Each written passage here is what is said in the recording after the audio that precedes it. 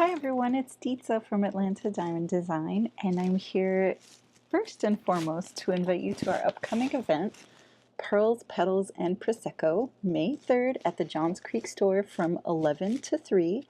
We're going to be having our friend from Blooming Lilies here to help our ladies make complimentary flower bouquets.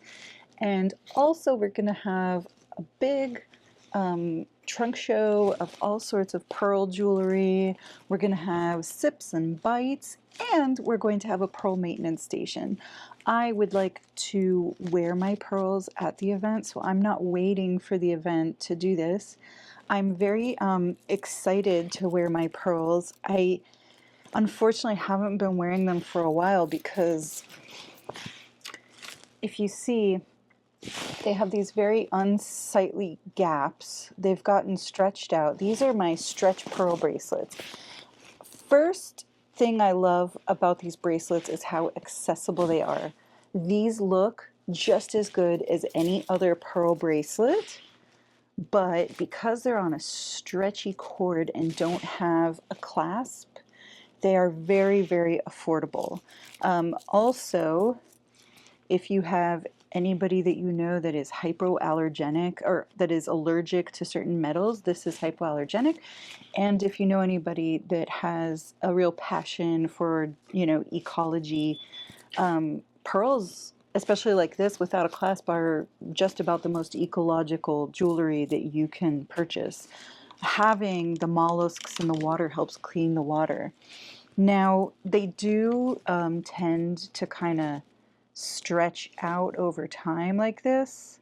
And so eventually you're going to have to replace the cord that they're on. Now that's true of any pearls.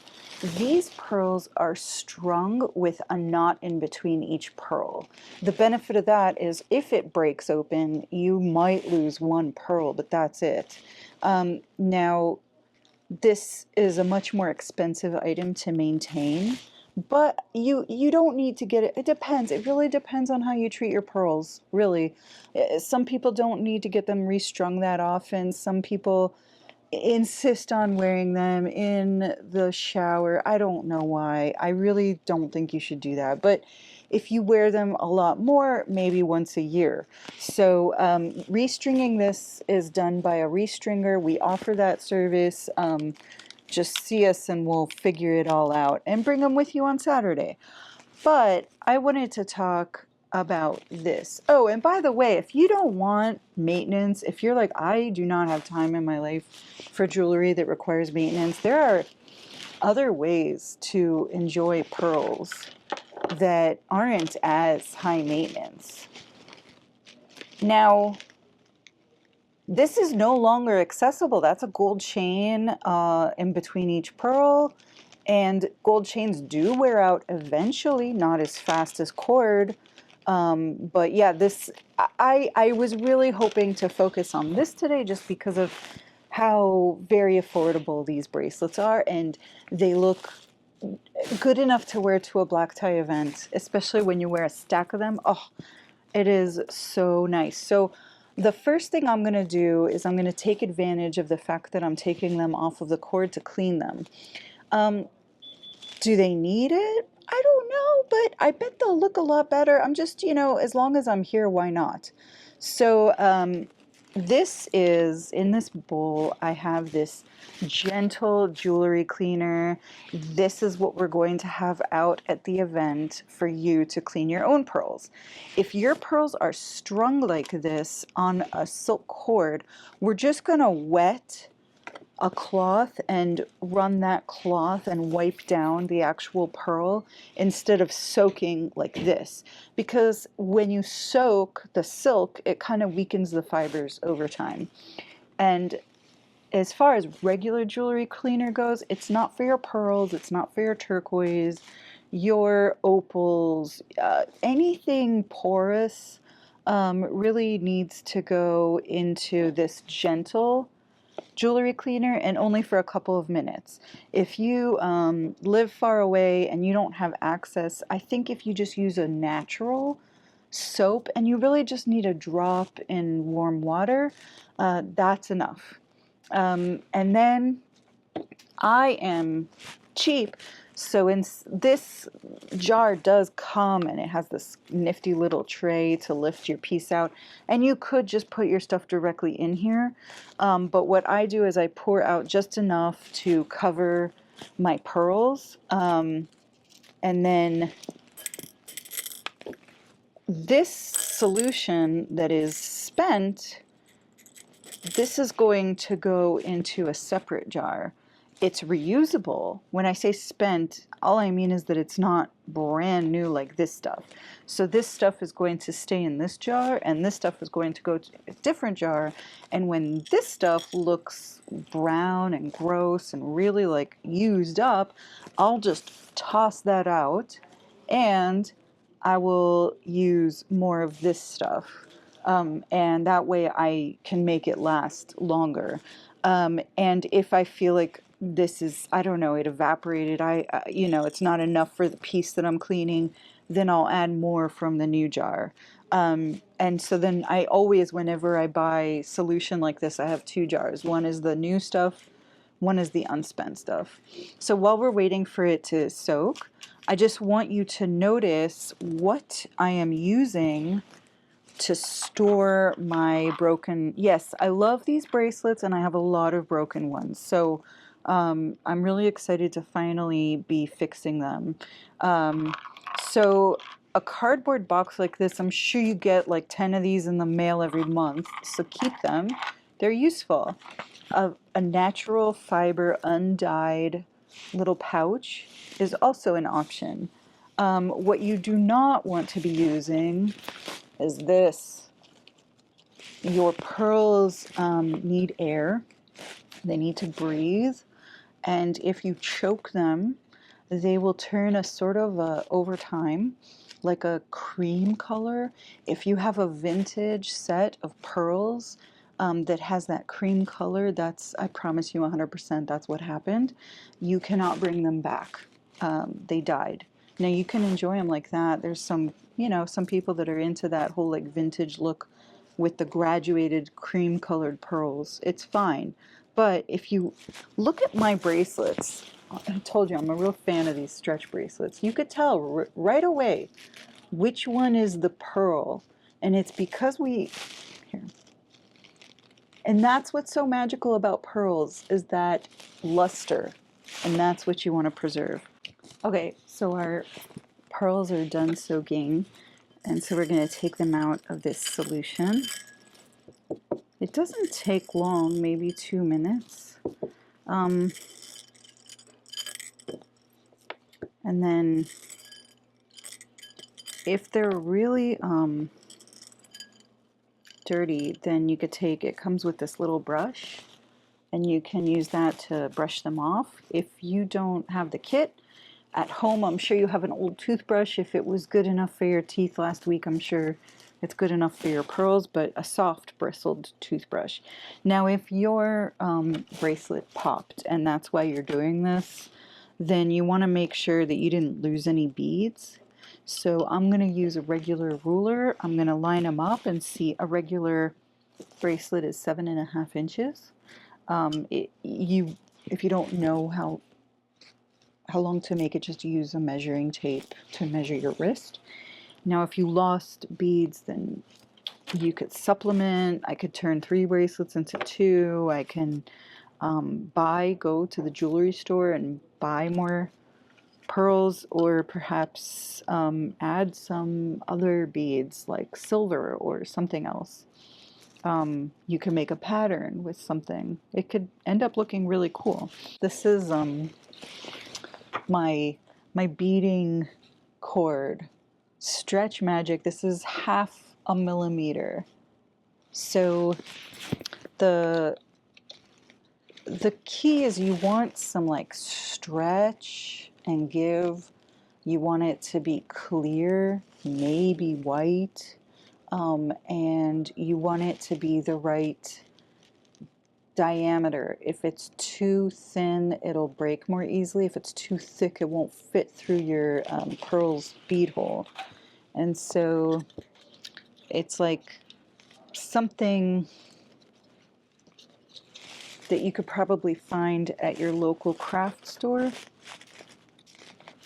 So one important thing is to make sure you give yourself plenty of length to work with, because you want to be able to have enough material to actually do the knot at the end. Okay, so now I'm going to just sit here and string beads. If you don't trust yourself to make sure that you don't slip off the other end, just put like a clip.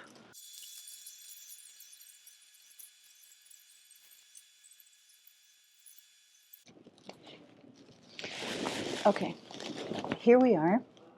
Let's pretend that this is our string of pearls at either end. It's much easier to show you in a large format. Unfortunately, this is not stretchy. It doesn't have the give, but I'll give you an idea of what it's supposed to look like in the stretchy cord.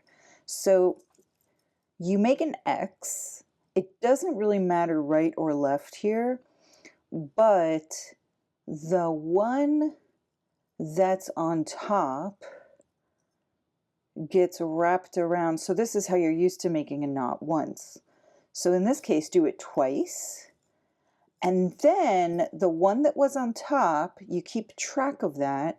That is on top again. So you're doing another X. And the one that was on top again goes on top. And it's like a modified square knot. So I'll do that again.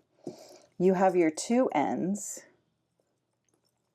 Make an X. It really doesn't matter as long as you keep track of which one is on top. Then the one that's on top, do it twice. Wrap it. So you wrap it inside once, and then you go through twice. And then that one that you kept track of that was on top, do it on top again. This time just once. And then what you could do once you're in this position is you can tighten the bottom one with the top one remaining in place. And you want to tighten that bottom knot so that these two pearls touch. And then you could get this one a little bit closer, but you're still just tightening these ones on the bottom. Once you've got them touching, you want to pull a little bit more to create a tight stretch that'll last a while. If you don't make it very tight, it's going to have those gaps, those unsightly gaps between your pearls very quickly. So you want it a little to keep, like after you get them touching, you want to pull a little bit more. If you pull too tight, then when you go to put your bracelet on, it'll pop and all of your pearls will go all over the place.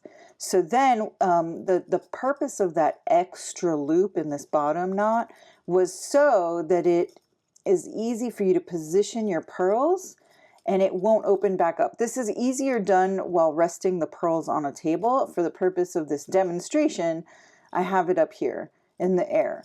But you'll lay them down on a table, pull this really, you know, to your tightness, and then start pulling this one closer, and then keep pulling on this one until you get it really to where, obviously, like because this is not stretchy and because this is so big, you're gonna see a gap, but in your stretchy clear cord, it's almost gonna be invisible. And then you want to pull this top knot tight.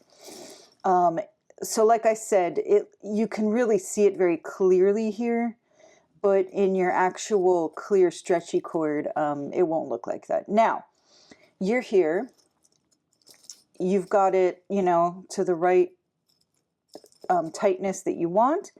Now what you're going to do is take these two strands, these two ends, and you're going together to run them through the center of your bracelet and then through themselves. Okay, so I'll do that again. You grab both of them. They're hanging out here now.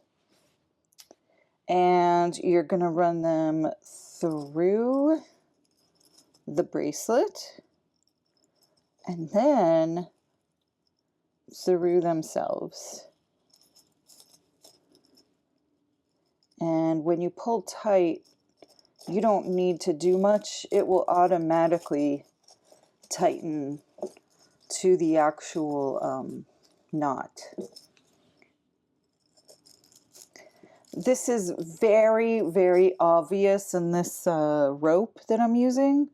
On your stretch cord, it won't be so obvious. Now, you could do that one more time. Run it through the middle and then through itself. Tighten that. And at this point, you could cut the ends. And you've got a nice knot in your bracelet. In your clear cord, it will be almost invisible. Very, I mean, detectable mostly to you. And that will hold your pearls, you know, really nicely and last at least, I mean, it depends how much you wear them and what you do with them. But for me, usually a couple years, and I wear them a lot. All right. So I'll show you how it looks on my bracelet. I don't even know if you'll be able to tell where it is. There it is. Ta-da! Oh, I love how it looks. It's back to itself. Nice and tight. It's ready to wear. All I have to do is cut off these strands at the end.